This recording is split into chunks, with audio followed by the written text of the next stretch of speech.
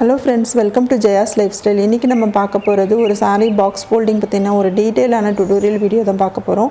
இதுக்கு முன்னாடி நம்ம சேனலை சப்ஸ்கிரைப் பண்ணிக்கோங்க. வாங்க இப்போ வீடியோக்குள்ள போலாம்.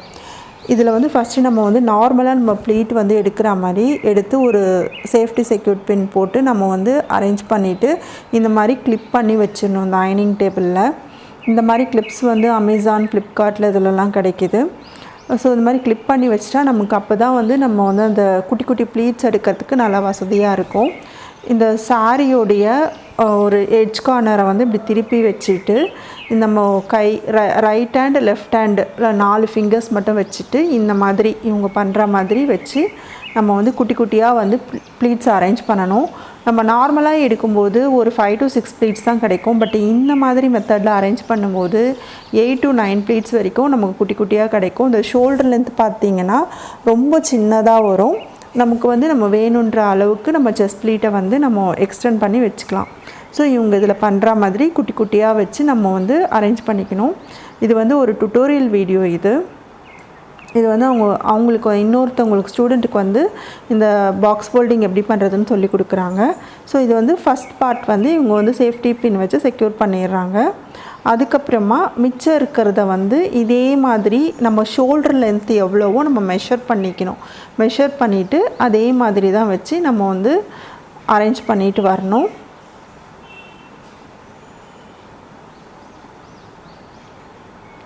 ஸோ இந்த மாதிரி வீடியோஸ் வந்து நம்ம வந்து வேணும்னா நீங்கள் கமெண்ட் செக்ஷனில் கமெண்ட் பண்ணுங்கள். இந்த வீடியோ பிடிச்சிருந்தால் லைக் பண்ணுங்கள், உங்கள் ஃப்ரெண்ட்ஸ்க்கெல்லாம் ஷேர் பண்ணுங்கள். ஸோ இவங்க வந்து இப்போ அரேஞ்ச் பண்ணிகிட்ருக்காங்க. இந்த மாதிரி அரேஞ்ச் பண்ணிவிட்டு அயன் பாக்ஸை வச்சு மறுபடியும் வந்து அயன் பண்ணணும். இந்த மாதிரி அயன் பண்ணி முடித்ததுக்கப்புறமா நமக்கு வந்து இந்த செஸ்ட் ப்ளீட் வைக்கிற இடத்துல இந்த ஒவ்வொரு ப்ளீட்டாக நம்ம எத்தனை ப்ளீட்டை வச்சு நம்ம அரேஞ்ச் பண்ணியிருக்கோமோ, சப்போஸ் 8 ப்ளீட்ஸ்னால் இந்த 8 ப்ளீட்ஸ் தனித்தனியாக வரா மாதிரி இதே மாதிரி ஒவ்வொரு ப்ளீட்ஸாக எடுத்து வச்சு செஸ்டோடைய மெஷர்மெண்ட்டு பிரகாரம் வந்து எவ்வளோ மெஷர் பண்ணி வச்சுருக்கோமோ அந்த லென்த்துக்கு அதை விட்டுட்டு அந்த இடத்துல வந்து ஒரு சேஃப்டி பின்னை வச்சு நம்ம செக்யூர் பண்ணிடணும். இப்போ அந்த செஸ்ட் ப்ளீட்டை வந்து ஒரு 2 to 3 டைம்ஸ் வந்து நல்லா அயன் பண்ணணும்.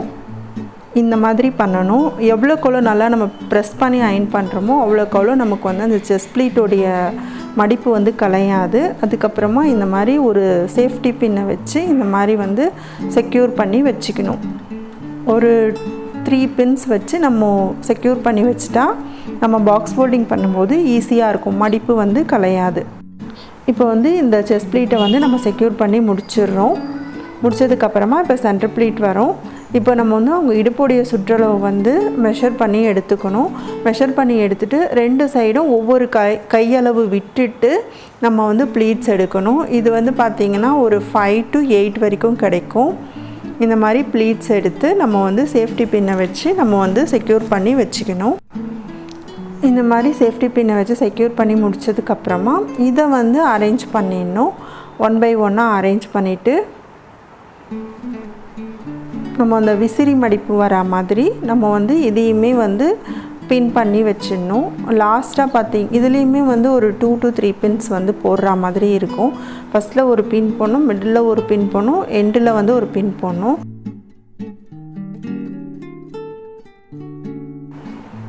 மிடில் வந்து இந்த மாதிரி ஒரு பின் போட்டு முடித்ததுக்கப்புறமா நம்ம அயன் பண்ணிடணும்.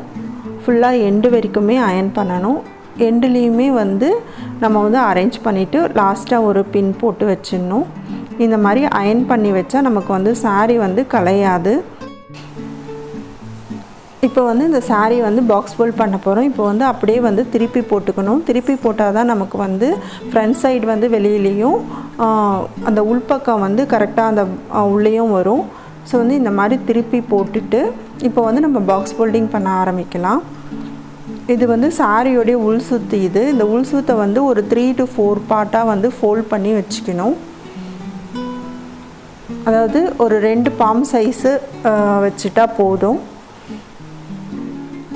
இப்போ வந்து இந்த செஸ்ட் ப்ளீட்டை வந்து நம்ம ஷோல்டர் லென்த்துக்கு போட்டுக்கணும். போட்டுட்டு அதை மிடில் கொண்டு வராமல் ஒரு எண்டில் வச்சுக்கணும். லெஃப்ட் சைடோடைய எண்டில் வச்சுட்டா நமக்கு கரெக்டாக வரும். இந்த மாதிரி எக்ஸ்ட்ரா இருக்க ஃபேப்ரிக்கை வந்து உள்ளே வந்து நம்ம மடிச்சுக்கணும். இந்த மாதிரி இந்த ரைட் சைடு வந்து ஒரு 2 பார்ட்டாக ஃபோல்ட் பண்ணிக்கணும், லெஃப்ட் சைடு வந்து ஒரு 1 பார்ட்டாக ஃபோல்ட் பண்ணிக்கணும். ஸோ ரொம்ப மிடில் கொண்டு வராதீங்க.